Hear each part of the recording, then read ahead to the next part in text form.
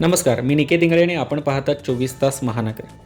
Republican चर्मकार युनियनचे जिल्हाध्यक्ष बळीराम इंगळे यांनी विविध मागण्यांसाठी सुभाषचंद्र बोस मैदानाबाहेर गेली 2 दिवस आमरण उपोषण पुकारले होते.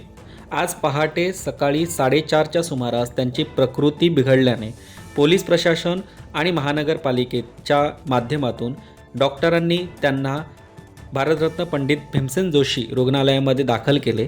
त्यांची प्रकृती स्थिर असून त्यांच्यावरती उपचार सुरू आहेत. मात्र महानगरपालिकेने सदर बाबीवरती लक्ष देऊन चर्मकार संघटनेच्या मागण्या व त्यांची निवेदनं स्वीकारून त्यावरती तोडगा करावा अशी मागणी संपूर्ण चर्मकार युनियनच्या वतीने करण्यात येत आहे.